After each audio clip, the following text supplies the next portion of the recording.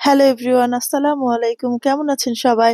আলহামদুলিল্লাহ আমরা ভালো আছি। আশা করছি আপনারাও ভালো আছেন এবং যে যেখানে আছেন সুস্থ আছেন। চলে আসলাম নতুন একটি ভিডিও নিয়ে। আশা করছি ভিডিওটি পুরোটি দেখবেন এবং আমার পাশে থাকবেন। সেই কাক ডাকা ভোরে উঠি, তারপরে সকালে উঠতে উঠতে যেন দুপুর হয়ে যাচ্ছে, দুপুর হতে হতে বিকেল, আবার বিকেল হতে হতে সন্ধ্যা। দিনটা যে কিভাবে পার হয়ে যাচ্ছে, এত ছোট বেলা হয়ে খুবই অসুবিধা পড়ে গেছে। এত এত সমস্যার মধ্যেও একটা সুখবর আছে, সেটা হচ্ছে আমার পরীক্ষা শেষ। টুকু আমার বাচ্চাদের পরীক্ষা শেষ।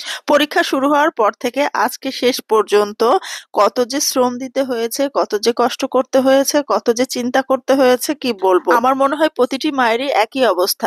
আসলে বাচ্চাদের পরীক্ষা হয় না, পরীক্ষা হয় মায়ের। যাই হোক, দুপুরে রান্না বান্না থেকে ব্লগটি শুরু করলাম। কিছু গুচি মাছ ছিল, তো ভাবলাম যে নতুন পেঁয়াজের কলি যেহেতু নিয়ে আসা হয়েছে আর টমেটো নিয়ে আসা হয়েছে, ওইটা দিয়ে হাত মাখা একটু চচ্চড়ি রান্না করি।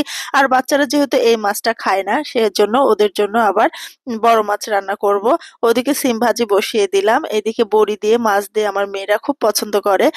সেজন্য ভাবলাম যে ওদের জন্য বড়ি দিয়ে মাছ দিয়ে ফুলকপি দিয়ে একটা ঝোল রান্না করি। আর বড়িগুলো আমি ভেজে নিচ্ছিলাম। বড়িগুলো হলো নতুন বড়ি, চাচিমা বড়িগুলো দিয়েছে। বড়ি কয়েকদিন হলো ওনারা তৈরি করেছে, কিন্তু যদিও শুকায়নি, তারপরে এই কয়টা নিয়ে দৌড় মেরেছে, বলছে এই কয়টা দিয়ে মাছ দিয়ে রান্না করে বাচ্চাদের দাও, আবার যখন শুকিয়ে যাবে বেশি করে দিয়ে যাব। আর এদিকে আমি মাছগুলো ভেজে নিলাম। মাছগুলো ভাজার পরে সেই প্যানেই একটু ফুলকপিগুলো ভেজে নিচ্ছি। মাছ, ফুলকপি, বড়ি সবকিছু ভাজা হয়ে গেলে আমি পেঁয়াজ, কাঁচামরিচ আর একটু রসুন বাটা দিয়ে ভেজে নিলাম।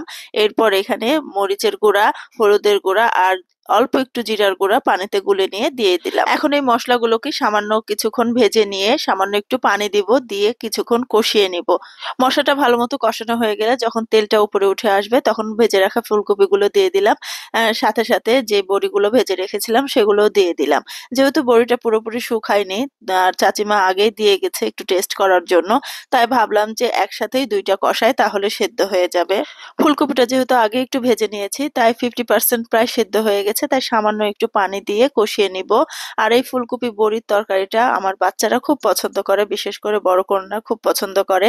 এই শীতকাল আসলেই প্রতিদিনই সে বড়ি দিলে প্রতিদিন বড়ি দিয়ে ভাত খাবে। আবার যদি শুধু বড়ি দিয়ে আলু দিয়ে রান্না করে দিই, সেটাও পছন্দ করে। এদিকে আমার সিম ভাজিটাও হয়ে গেছে, ভাজিটা তেলে দিলাম। ওইদিকে আমার গুচি মাছের তরকারিটা হয়ে গেছে, সামান্য একটু জিরে ভাজা দিলাম। আসলে ভিডিও করে রান্না করতে গেলে অনেক সময় লাগে।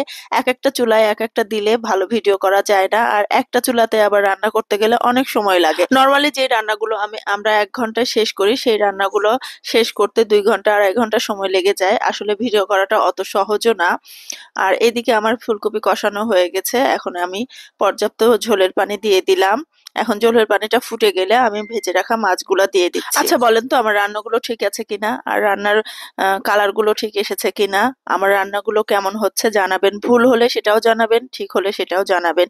আসলে ভুল এবং ঠিক সবগুলোই গ্রহণ করতে হবে আমাদেরকে। এই তো আমার আজকের মতো রান্না বান্না শেষ। এই তো আমার ফাইনাল লুক, দেখেন তরকারিগুলোর কেমন হয়েছে জানাবেন। আর ভিডিওটা যদি ভালো লেগে থাকে তাহলে অবশ্যই লাইক, কমেন্ট, শেয়ার করতে ভুলবেন না। আমার পেজটির সাথে থাকবেন। আজকে তাহলে এখানেই বিদায় নিচ্ছি। সবাই ভালো থাকবেন, সুস্থ থাকবেন। সবার জন্য অনেক অনেক দোয়া। আল্লাহ হাফিজ।